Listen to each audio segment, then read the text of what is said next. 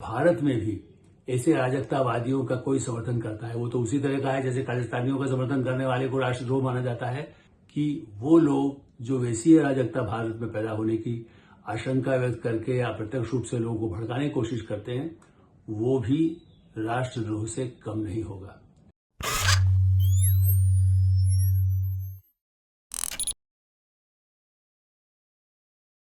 नमस्कार, मैं हूं आलोक मेहता। HSI में आपका स्वागत है। हमारा अनुरोध है कि आप HSI देखें, सब्सक्राइब करें, लाइक करें, अपने ग्रुप्स और मित्रों को फॉरवर्ड कर उनसे भी आग्रह करें कि वो भी सब्सक्राइब करें। हम कई नए तथ्य, कुछ पुरानी बातें, पुरानी पृष्ठभूमि के साथ देश दुनिया की जो स्थितियां हैं, सामाजिक, राजनीतिक उथल पुथल, उन सब पर चर्चा करते हैं और आपका सहयोग हमारे लिए बहुत महत्वपूर्ण है। और आपके जो विचार हैं, आपकी जो सहमति है, असहमति है, उसको भी हमें भिजवाएं। हमेशा उनका स्वागत है, उससे हमारी शक्ति बढ़ती है। बांग्लादेश में जिस तरह से विद्रोही स्थिति पैदा हुई और मोहम्मद यूनुस, नोबेल पुरस्कार विजेता मोहम्मद यूनुस, उनको कमान दी गई है, लेकिन सेना की छत्र छाया में, माने सेना की ही कठपुतली एक काम चलाऊ सरकार, जब तक कहा गया है कि चुनाव होंगे तब तक ये काम करेगी। अब ये ठीक है कि वो नोबेल पुरस्कार विजेता हैं, बड़ा सम्मान है। और कई वर्ष पहले जब वो भारत पे आए थे किसी व्याख्यान के लिए, तब भी मेरी उनसे भेंट भी हुई थी और उस समय भारत के साथ अच्छे संबंधों के लिए बड़े ऐसे जो संगठन है, जो भारत बांग्लादेश, चूंकि बांग्लादेश के निर्माण में भारत की बड़ी भूमिका रही, भारत उसके बाद भी आज भी विकास की सारी योजनाएं, आर्थिक संबंध, सामाजिक संबंध, राजनीतिक संबंध बराबर रहे हैं। और इसलिए मोहम्मद यूनुस जिस तरह से शेख हसीना के खिलाफ जो आंदोलन चल रहा था, उसका बड़ा जोरदार जो विरोध कर रहे थे, इसलिए मैं मोहम्मद यूनुस साहब की कुछ बात करना चाहता हूं। बाकी तो आप टेलीविजन में सुन रहे हैं, देख रहे हैं, अलग बात है, लेकिन ये एक ऐसा चेहरा है जो शेख मुजीबुर रहमान, जिनको शेख मुजीब वहां कहकर के वो लोग बात करते थे, तो मुजीबुर रहमान के साथ जिन्होंने बांग्लादेश की क्रांति का, उनको सबसे बड़ा अग्रदूत और उनको कमान मिली उसके बाद, और उन्होंने किस तरह से पाकिस्तान के सैनिक तानाशाही, जिससे हजारों लाखों लोगों को मार दिया था तानाशाह ने, उससे बचाकर बांग्लादेश को बनाया। और लगातार मुजीबुर रहमान के सहयोग से ही खुद मोहम्मद यूनुस आगे बढ़ते रहे। वो अच्छा प्रोफेसर हैं, पढ़े लिखे हैं, दुनिया के विभिन्न विश्वविद्यालयों में, विदेश में, मतलब अमेरिका में, ब्रिटेन में, ऐसे देशों के विश्वविद्यालयों में बड़ी महत्वपूर्ण दायित्व निभा करके आए हैं। भारत में भी शिक्षा का काम किया। इसी तरह से जो विदेश से आने के बाद उनको, क्योंकि जो भीषण काल तबाही जो हुई थी बांग्लादेश में, तो उन्होंने छोटे छोटे लोन देना, मैंने गरीबों के लिए,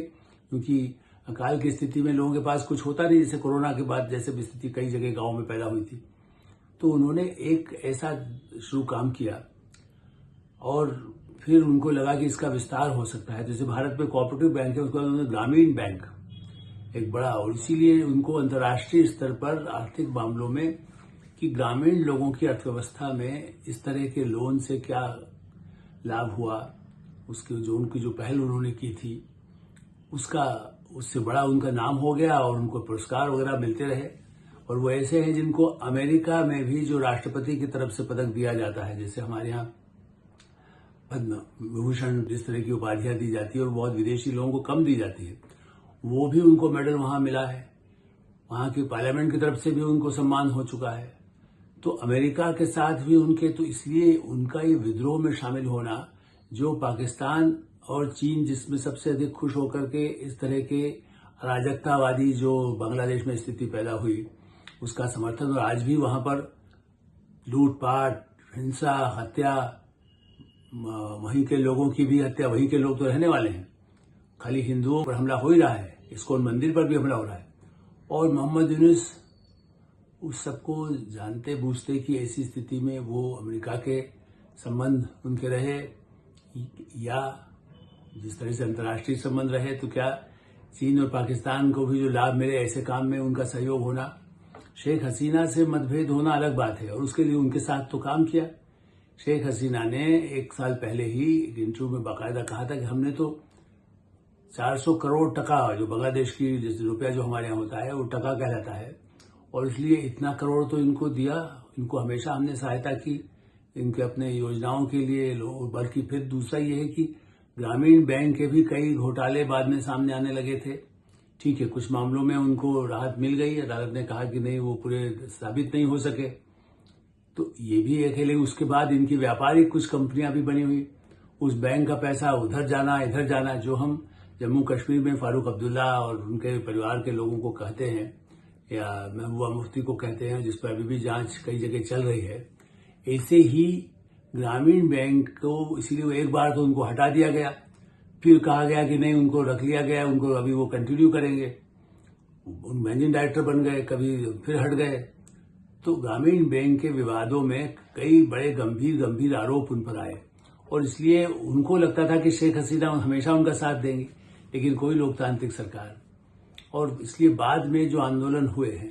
उसमें मोहम्मद यूनुस साहब का एक अलग तरह का रोल पर्दे के पीछे दिखाई दिया। और देखिए, जब घटनाएं हो रही थी तो उनका एक छोटा सा कुछ इलाज करना था, इसलिए वो पेरिस में थे। ये भी एक संदिग्ध बताता है कि जब इस तरह के जो लोग बाहर से, वहां उनसे कौन मिल रहा था, कौन तैयारी में इसमें सहयोग कर रहा था, यहाँ जो अराजकता पैदा हो रही थी उसमें क्या था, उसके बाद वो पहुंच करके संभाल रहे हैं। उन्होंने एक बार 2007 के आसपास एक अपनी पार्टी पहले बनाने की कोशिश की थी, लेकिन 1 साल में ही उनको समझ में आ गया कि पार्टी तो नहीं चल सकती मुझसे, क्योंकि उनको कोई समर्थन मिल नहीं पा रहा था। तो उन्होंने चतुराई से फिर शेख हसीना के साथ और हाथ हाथ मिला करके अपना काम करते रहे, जो सत्ता में हो। बाद में तो लगता है कि वो बिल्कुल भारत विरोधी अभियान में भी शामिल हो गए। जैसा मैंने कहा, भारत में उनको कई बार बुलाया गया, सम्मान जयपुर जो एक लिटरेचर फेस्टिवल होता है, कुछ वर्ष पहले उनको वहां भी आमंत्रित किया गया था। तो माना जाता था कि नोबेल पुरस्कार विजेता है, आर्थिक मामलों में इन्होंने एक ग्रामीण क्षेत्रों में लोगों के लिए मदद किया है, लेकिन गरीब लोगों का पैसा ही उनके सहयोगियों ने किया हो, किसी उनके साथियों ने किया हो, लेकिन उसका फायदा उनकी कंपनियों में जब पैसा पहुंचा है, जो हम राहुल गांधी के लिए कहते हैं कि भाई कांग्रेस पार्टी का हेराल्ड जो है उसका, उन्होंने कंपनी को, एसोसिएट प्रेस को, एसोसिएट जर्नल को अपना ले लिया, उसको न्यू इंडियन बना करके, और उस पर बात किस तरह से उसका उपयोग किया, तो उस पर मामला का अदालत में चल रहा है। तो लगभग हमारे पाकिस्तान, भारत और बांग्लादेश में ये जो प्रवृत्ति आई है नेताओं की, जो जनता के गरीबों का पैसा सरकार से ही लीजिए, सरकार को ही वो उसके बाद अपनी कंपनियां बनाकर उसमें खर्च कर दीजिए, नाम गरीबों की मदद है, शुरुआत होती है तो लोग फंस जाते हैं। आम आदमी पार्टी के अरविंद केजरीवाल जिस तरह से फंसे, वो भी अराजकतावादी है, वो तो कहते ही है कि हम अराजकता पैदा करना चाहते हैं। तो ऐसे, और भारत में भी उनके कुछ समर्थक मोहम्मद यूनुस के भी रहे, इसीलिए तो कांग्रेस पार्टी के नेता ऐसे तक बातें कह रहे हैं कि हाँ, ऐसी बांग्लादेश जैसी स्थिति यहां भी पैदा हो सकती है। सलमान खुर्शीद, मोहम्मद यूनुस से निश्चित रूप से उनका संपर्क रहा है, वो यदि कहते हैं कि वैसी स्थिति, तो इसका मतलब एक अंतर्राष्ट्रीय षड्यंत्र, अस्थिरता पैदा करना। पाकिस्तान तो पहले ही चीन के मतलब कठपुतला आतंकवादियों का वहां पर पूरा बोलबाला है, तालिबान भी वहां घुसा हुआ है, एक तरफ उसका तालिबान है, पाकिस्तान का तालिबान है, कश्मीर को लेकर के वो कर रहा है, श्रीलंका में भी कुछ घुसपैठ की कोशिश हुई, इसी तरह से बांग्लादेश को कैसे उसका उपयोग किया जाए, नेपाल में भी हाल में जो परिवर्तन हुए हैं उसमें कुछ हद तक भारत विरोधी उनका जो स्वर रहा था, और उम्मीद करना चाहिए कि वो नहीं हो। लेकिन इस समय मोहम्मद यूनुस जिस तरह से भारत के खिलाफ लगातार जब हमले हो रहे हैं, जो अभी भी हिंसा भड़की हुई है, उसे रोकने के लिए उन्होंने कोई प्रयास नहीं किया। वो जब तक होता रहे, जब सत्ता में आए, फिर सेना जो करेगी। और ये भारत विरोधी अभियान के पीछे कौन है, इसके निश्चित रूप से चीन और पाकिस्तान ही हो सकता है, क्योंकि अमेरिका खुल करके भारत का विरोध नहीं करता, वहां की सरकार तो भारत का साथ देने, समर्थन करने की बात करती है, और अल्टीमेटली नुकसान अमेरिका को होता है, क्योंकि यदि तालिबान बना करके ओसामा बिन लादेन ने जो काम किया था 9/11, उसका नुकसान किसको हुआ, अमेरिका को हुआ। तो अमेरिका कई बार वो भी दोहरी चाल चलता है। तो ये किसकी कठपुतली है जो सरकार वहां रहेगी, और वो भारत के साथ कैसे संबंधों को रखना चाहेगी। भारत तो फिर भी कहता है ठीक है, जो सरकार होती है, आज भी तालिबान की सरकार बन गई फिर से, अफगानिस्तान में तो ऐसा तो नहीं, भारत शुरू में कई मानव अधिकारों को लेकर या वहां पर भारतीय हैं या वहां के लोगों पर अत्याचार न हो, जो अंतर्राष्ट्रीय कानून है उनका पालन हो, तो कहता है। लेकिन इसके बाद कई ऐसे देश हैं या जहां जनरल मुशर्रफ रहे या पाकिस्तान में तो कई सैनिक शासक भी आए, तो भारत सरकार चूंकि वो उनका आंतरिक मामला कह करके उन सरकार से बात करने को तैयार रहती है। पाकिस्तान से इसलिए इस समय बात नहीं हो रही है कि वहां से तो रोज आतंकवादी वो भेज करके सीमा पर मासूम लोगों को मारने की कोशिश करते हैं, हमारी सुरक्षा सेना पर करते हैं। तो बांग्लादेश हमारी सीमा पर उपद्रव हिंसा यदि वहां पर होते हैं तो उसका जिम्मेदार मोहम्मद यूनुस होंगे या नहीं, ये तो एक अराजकता, वो खुद बांग्लादेश के लिए कितना अनुकूल होगा। यदि वो वहां इस तरह से हिंसा जारी रहती है तो उसका नुकसान तो बांग्लादेश को होगा, भारत को तो हो ही रहा है। यदि जो भी भारत में उन लोगों को विस्थापितों की तरह से भाग रहे हैं, वहां से लोग आ रहे हैं, कुछ लोगों की जान बचाने के लिए विशेष विमान भी गया, वहां से लेकर के आ गया है, तो जो ऐसे अधिकारी हैं उच्चायोग के उनको भी लाना पड़ा है। तो संबंधों की डोर एक तरह से तार जोड़े रखना है। ये बात अलग है कि जब सत्ता में कोई आता है जिम्मेदार होता है, वहां की सेना को भी तो भारतीय सेना ने प्रशिक्षण दिया है। आज वो लोग भी किसी कठपुतली बनकर के पाकिस्तान के नक्शे कदम पर ही चलेंगे तो उसका कितना दूरगामी परिणाम होगा। बांग्लादेश की अपनी आर्थिक स्थिति भारत पर बहुत निर्भर है, हर चीज यहां से सामान बनने के लिए भी जाता है, कच्चा माल भी वहां से आता है, वहां के पावर प्लांट के लिए भारत ने बड़ा सहयोग कर रहा है, हर तरह से उसकी ऊर्जा के लिए, उसके व्यापार के लिए, उसके युवाओं की प्रगति के लिए, वहां की सेना के लिए, मैंने उसके तो निर्माण से लेकर के अब तक भारत की कितनी योजनाएं हैं। चाहे पानी का विवाद भी रहे हैं, लेकिन उन विवादों को निपटा करके कैसे उसको वहां रेल की सेवाएं वहां तक जाए, वहां कैसे उसका लाभ पहुंचे। कई 50 ऐसी योजनाएं हैं जो हमारी सीमा, चूंकि 4000, अभी देखिए ऐसा नहीं है, 4000 से अधिक किलोमीटर वाला जो पूरा ऐसा क्षेत्र है जहां पर आप